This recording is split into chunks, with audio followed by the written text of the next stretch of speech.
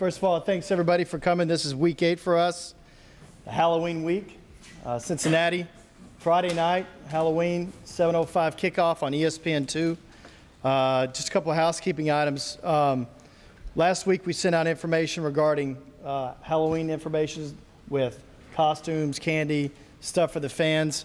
As for the media, if you guys want to dress up, you're more than welcome. Dress up in your favorite costume and you'll be eligible to win some of the costume prizes.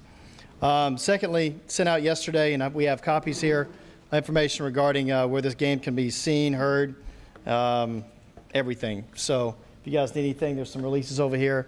If not, then contact us. We have 2 road games left, Houston and East Carolina. If you guys plan on going to those, please let me know. Now here's our head coach, Curtis Johnson.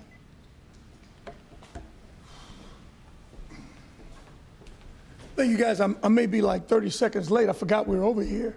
So I had my little run, and then I kind of was taking my time getting dressed because it's been right down the hall, and I forgot all about this. It's a great place, great facility. You know, I really appreciate, being over here. First of all, I'd be remiss not to say I'd like to send my condolences out to Coach Miles. He lost his mother, and one of our players, Saeed London, lost his father last night. So out to their families, and, it's always tough, especially when you lose a parent. And, I'll be praying for both of them and both of their families. We had our last game, it was a couple weeks ago since we've been here. It was against Central Florida. I thought we played pretty good. Our defense played really, really well. We gave up a couple big plays, but other than that, I thought they played well. They played with a lot of energy. They played with a swagger. That was a very, very good, tough football team that we played. And offense played, we ran the ball well. We didn't play as good as we should in the passing game or as we could, and we will play better in the passing game. I really have a lot of faith in our guys. Some untimely penalties and some untimely miscues. But other than that, I thought we did good. Special teams had a couple snaps that were a little bit, out of the way. But I thought for going there, for that type of program, going to that place, I thought our kids really competed very, very well. This open day came at the perfect time. Here we're around midterms, and our guys really needed some time. Especially our team is so young. We just got a bunch, so many freshmen, redshirt freshmen, and sophomores. They're still not acclimated to academics yet, and it was really good. It was also good for our guys, our coaches, to take some time off, but they also went out recruiting for the second time. They got a really good jump start on this year, 15 class and 16 class. I thought practice this week thus far has been outstanding. Tanner's been awesome. This is the best he's looked since probably Jesuit High School, I would say. I mean, he really was sharp today. He had some throws that, we should have caught, but he was pinpointed. He was really pinpoint. I thought Nick practiced well, and so did Devin. Both of those guys practiced well. Any questions? Please raise your hand. Cincinnati's been really good offensively. They've been a little vulnerable defensively. You guys haven't scored a lot of points yet this year against the top teams on your schedule. With Tanner back and with the growth on offense, do you feel like this is the week that you need to and are ready to have to put more points on the board? Yeah, I think I think what we got to do is continue to play good defense. And, it's a little bit about our formula for winning last year. Play good defense, run the football. We're doing a much better job this year running the football, milk the clock, eliminate some possessions, and then make some timely offense. I don't want to get into this pass-happy game with Cincinnati because that's what they do. They're very, very good at it. They also can run it. There's a freshman running back and a junior running back. They're very good. So we just got to play our game. Maybe 2 years from now when Tanner's a junior, we can start throwing it downfield and throwing it every down. But I'm not saying that's what they do, but I just want to play a complementary game. I think it's going to take offense, defense, and special teams to play with this opponent. Hey, CJ, so Tanner, full go, no limitations. He's back in the starting role, and Nick's back to back up this week? Absolutely. I thought he probably could have played the last game. I really didn't want to. You saw him warming up before the game. He was throwing the ball really good. I was almost like, maybe we should just make him play this game. But Nick did a good job for us, and he will continue to do good. If we need him, he'll be fine. Or if we need Devin, I think both of those guys will be fine. But I think Tanner's, playing outstanding.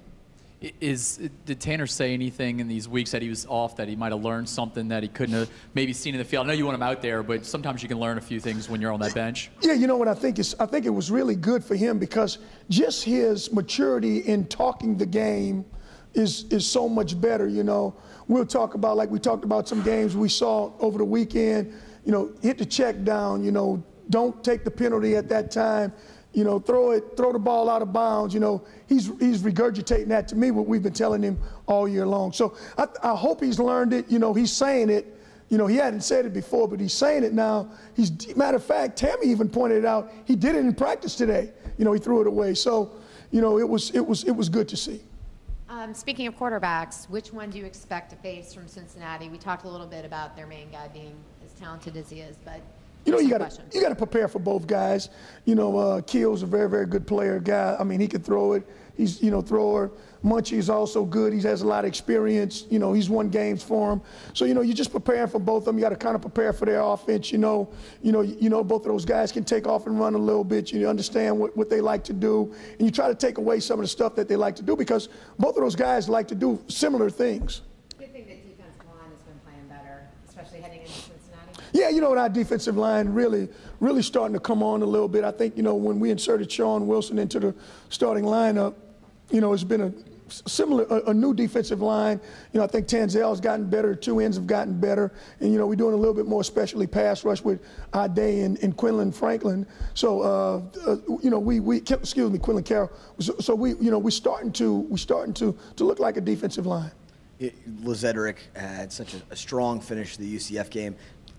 What's Sherman's status? Ken Lezedrick, is he going to take the majority of the carries if Sherman can't play? Well, you know, we'll divide the carries up between the three, but Sherman's definitely full and ready to go. We just felt at the end of that game, you know, Sherman's a young player. He got a little bit shaken up a little bit at the game, and I probably could have put him back. If you watched the end of the game, he's standing next to me, but I just thought Lezedrick would be, you know, he was battering them pretty good. He was running it good.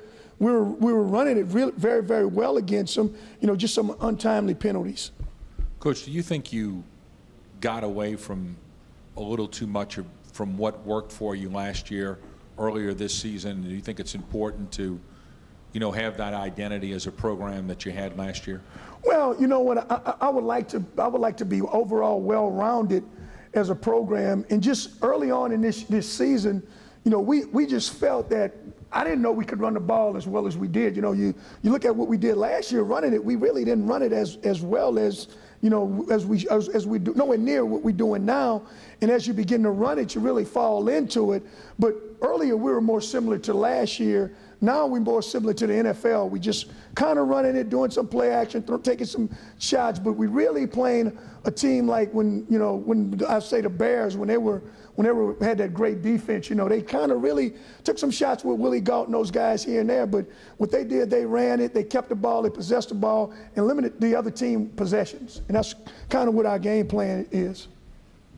I know that you know, you're not going to make a reference to point spreads, but the fact that the team that was picked to win the conference is only considered about a field goal better than you are going into this game. What does that say about where you are? Look, I don't know what that says.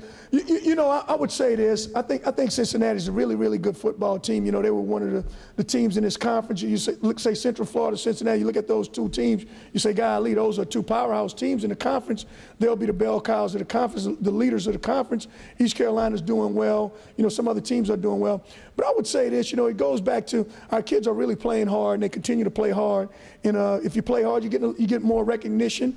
And we played some tough teams early on in this season when, you know, our guys probably, some of those guys I've thrust into the starting roles like Sherman and Charles, you know, all these freshmen that we playing and sophomores, you know, they probably wasn't ready to play against the Georgia Techs and some of those people, but it's what we have. But it's good that, you know, I guess 3-point underdog, I don't know. Well, I guess that's good. Back in the new stadium this week, and I talked to some of your players earlier today, and they talked about how the buzz around campus is just different. How, with the new stadium, how have you seen your players' relationship with the rest of the student body change? Look, they even talk about getting in that student end zone. You know, everybody wants to score a touchdown in that. Nothing against this end zone. I think that's the visiting side. But everybody wants to score in that end zone. So if we can go 4 quarters that way, I think we may win the game. But, you know, it's just a renewed atmosphere around here. These kids hadn't seen it. You know, they see the campus. It's very, very much more engaging. You know, even, you know, you see when I walk on campus and I check classes, the teachers there, you know, they engage. I see them, they come to the game, they speak. You know, we always speak, the kids on campus are just, they seem to be such more pleasant and more excited about, they have a place to go. I think they enjoy the games, they enjoy the stadium. It's just a good atmosphere, great atmosphere. What's the status on Lazanic? I mean, who's the #1 snapper this week? Well, he is. In the last game, you know, Marfisi, you know, was a little bit sick. Actually, Marfisi was sick, and so after he did the one snap, I say, look, you in. I didn't want to listen to anything else to say you in, and I thought last game he did fine after that, and so in practice he's been pretty good. Is there a quick hook there? You know, I mean, do you feel comfortable kind of replacing him? I feel really comfortable with him. I always felt comfortable with him. Marfisi was just doing it as a backup, but I feel really comfortable with him. The other thing, you know, obviously Lionel is a kind of hot commodity right now, and just wondering if you have sort of an agreement with him or your assistants to, you know, finish out the season no matter what, or, you know, what, I mean, do these conversations take place? Well, you know, it's always good to have, you know, members of your staff being noticed by other people, and Lionel's one of those guys. I expect, you know, you're looking at our staff, you know, and I think we'll get going with this program. You know, I look at John Summerall, he'll be a great, Eric Price, Magda, all those guys will be, David Johnson always, you know, these guys will be called upon to be head coaches. And, you know, I know Lionel's fielding calls, you know, this is the time of year that you get them, you know, October, November. And, you know, he'll be an excellent head coach anywhere. And all I said was, look, just keep me informed of what you're doing and what's going on with it. I want the best for him and his family. And then all of a sudden, you know, if he gets it, you know, I would make some suggestions. You know, I had to drive from Airline Drive back here. I got about 20 or 30 speeding tickets for doing that. Late at night driving, people, you know, they thought I was drunk a couple of times, probably fell asleep at the wheel. But I would just ask him to stay around for the players as much as he possibly can. Thank you. Any other questions? Thank you, guys.